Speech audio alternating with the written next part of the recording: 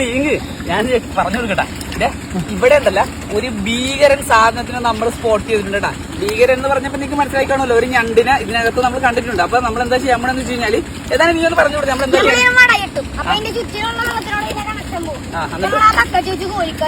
ഇതിനകത്ത് ആ മോട്ടർ കൊണ്ടൊന്നും വെക്കണോ നമുക്ക് പറ്റിക്കാനായിട്ട്. അപ്പൊ ആദ്യം നമ്മളിവിടെ ബണ്ട് കെട്ടിയിട്ട് ഞാനും ഏതാ കൂട്ടരെ കൂടി ഇങ്ങനെ ബണ്ട് കെട്ടും. എന്നിട്ട് വെള്ളം പറ്റിക്കും അതിനകത്ത്. അല്ലാതെ കൊണ്ട് കൈയിട്ടാൽ അതിന്റെ വലിപ്പം എന്താണെന്ന് നമുക്ക് അറിയാൻ പാടില്ല. അല്ലെങ്കിൽ ഞണ്ടാണ്, ചെറുതാണെങ്കിലും പണി തരും. നല്ലപോലെ കിട്ടണോടാ.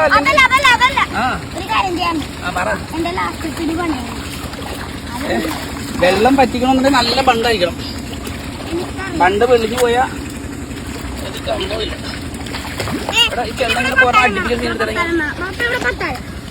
ഇങ്ങനെ ചെളി ഇങ്ങനെ എടുത്തിട്ടുണ്ടല്ലോ. പത്താഴൊന്നും വേണ്ട.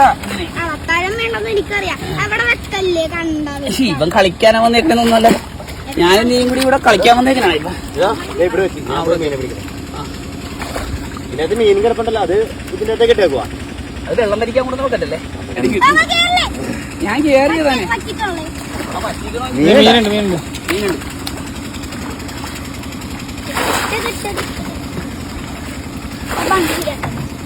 ചാലിന്റെ അകത്തും ചാല് വരിക.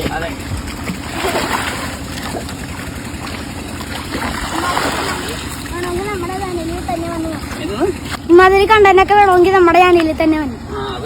ചുമ്മാലേ ചുമ്മാ ഇനി ബക്കറ്റിൽ കയറിയിട്ട് ഞണ്ട് കയറി പോയിട്ടുണ്ടോന്ന് അറിയാൻ പാടില്ല. ഇതിനകത്തൊരു കരിമീനുണ്ട്. ആ ഇല്ല,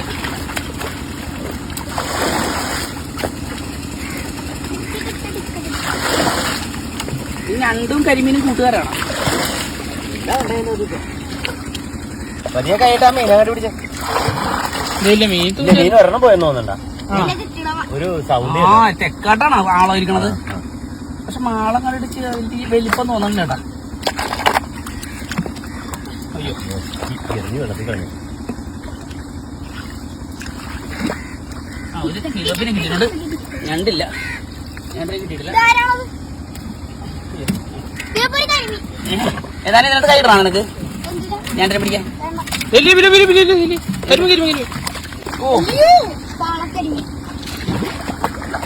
അങ്ങാടി എന്നാ ഞണ്ട് കടിക്കുന്നത് കരലോട്ട് കയറിപ്പോയി കളിക്കണത്. അല്ല ചെളി തെറിപ്പിക്കുന്നവർക്കില്ലേ. ഇനി ഞാൻ പിടിയാലടാ, മര്യാദക്ക് നേക്കണം അനങ്ങരുത്. ഇതാണ് നമ്മുടെ ഞണ്ടിന്റെ കൂട്ടുകാരനേട്ടാ.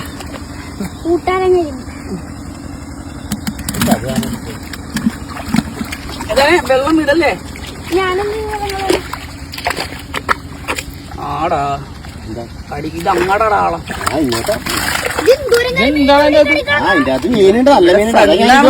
ഇതെല്ലാം ഇവരുടെ ഫ്രണ്ട്സ് ആണ്. ഇവിടെ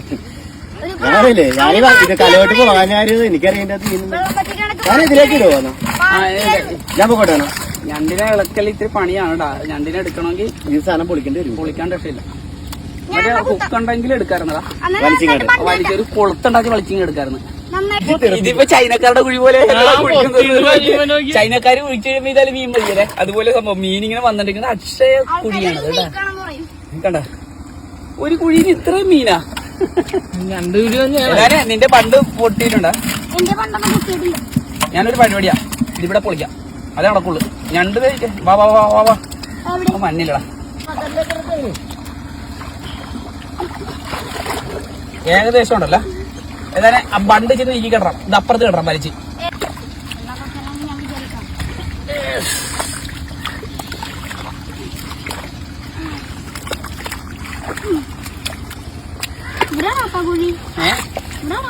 ആ ഇവിടെ ഉള്ളതാണ് കുഴി. അവന്റെ ഒരു മാളം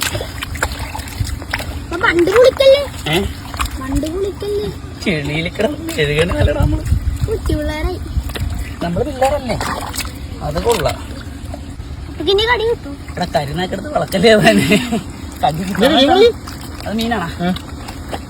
ഇതൊക്കെ പിന്നെ നോക്കാം. നമുക്കിപ്പോ പണ്ട് നീ പണ്ട് കിട്ടിയാക്കണം കേട്ടോ നന്നായിട്ട്. ഞാൻ ഇടുക്കിടാൻ പോലൊക്കെ ഉണ്ട്. ഞണ്ട് ഓടരുത്. കഴിവ് എന്റെ പൊന്നു മച്ചാന്മാരെ, ഇതിന് ഇത്രയും വില ഉണ്ടായിരുന്നു.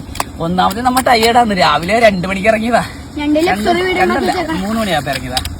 അയ്യോ ഞാനല്ല, ഞാൻ 6 മണിക്ക് ഇറങ്ങി. വരും. ഞണ്ടിപ്പോ ഒരുപാട് തന്നെ. എനിക്ക് ഇങ്ങോട്ടിടല്ലേ? പിന്നെ അങ്ങോട്ട് ഇടാണെങ്കിൽ ഞാനും അല്ലേ അങ്ങനെയല്ലേ, അതിന്റെ ഉള്ളിട്ട് തന്നെ വെള്ളം വന്നത്. എവിടെ വരെ കുഴി? ഇത്രേ ഉള്ളൂ. ഇവിടെ ഈ പരിസരത്ത് ഞണ്ട് വരണം. അന്ന് പാലം പൊളിച്ച് അത്രയും വന്നിട്ടില്ലേ അല്ലേ? വയല് വിടാ.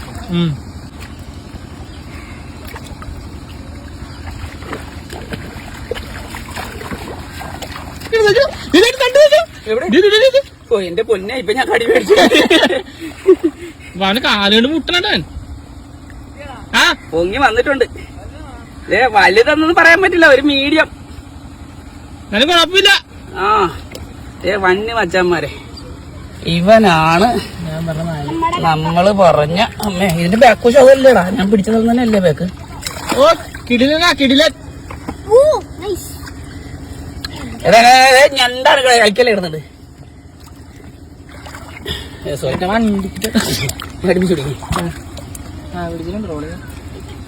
എന്റെ പൊന്നു വെച്ചാമാരെ, ഇവന്റെ ഒരു കടി കൊണ്ടാ ഞാനിന്ന് പണി നിർത്തി പോരേണ്ടി വരും. ഞാൻ പിടിക്കട്ടെ. നൈസ്.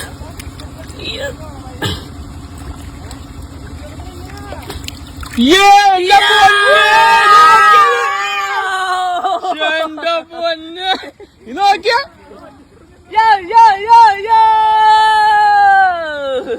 എന്റെ പൊന്നെ, ഡിനോസറ ഡിനോസർ. നീ കാണണ്ടാ ഇവനാ.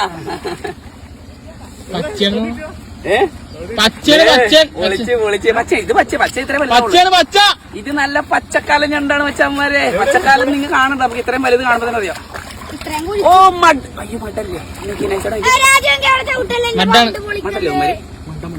മഡല്ലേ, മഡാണ് വെച്ചാൽ മഡാണ്. വെയിറ്റ് വെച്ചിട്ട് 2500 2 കിലോ ഒരു 14,000 കിട്ടും. കിട്ടും 14,000 ഈ കണക്ക് കഴിവാണല്ലേ. ഇനി നമുക്കുണ്ടല്ലോ ബാലഗോപാലനെ എണ്ണ തേപ്പിച്ച് ചോദിക്കാം. ബാലഗോപാലനെ എണ്ണ തേപ്പിച്ച് പാട്ട് പാടിക്കടാ.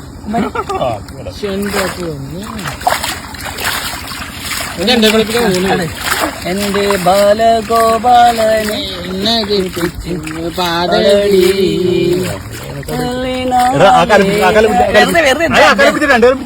കരയെക്കൊണ്ട് കഴിയപ്പോരാ, അതിന് കാലെ പിടിച്ച് പിടിക്കണം.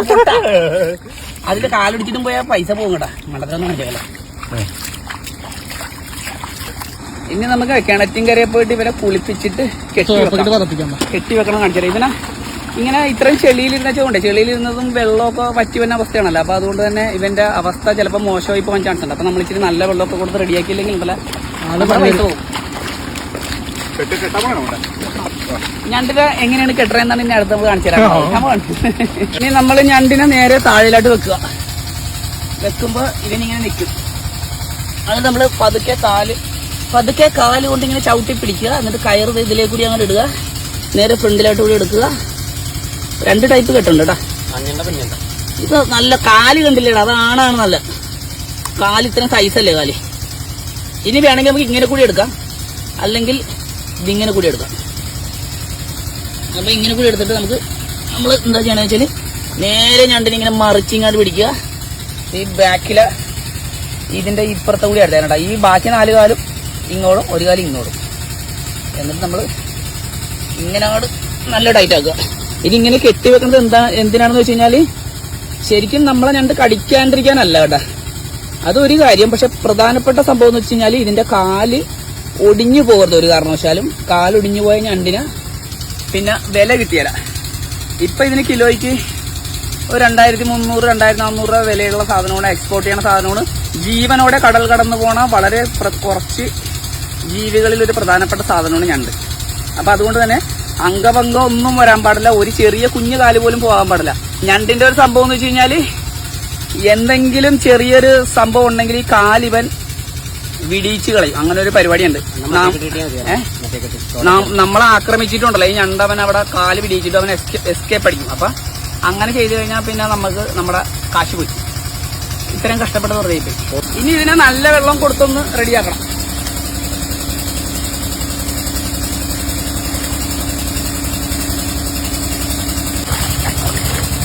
വെള്ളം ചിരിക്കണടാ.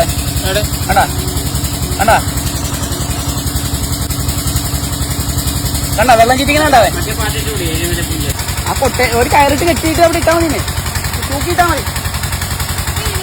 ചേട്ടാ മീൻ അടുത്ത മീൻ പിടിക്കാൻ പോട്ടെ മീൻ പിടിക്കാൻ പോട്ടെ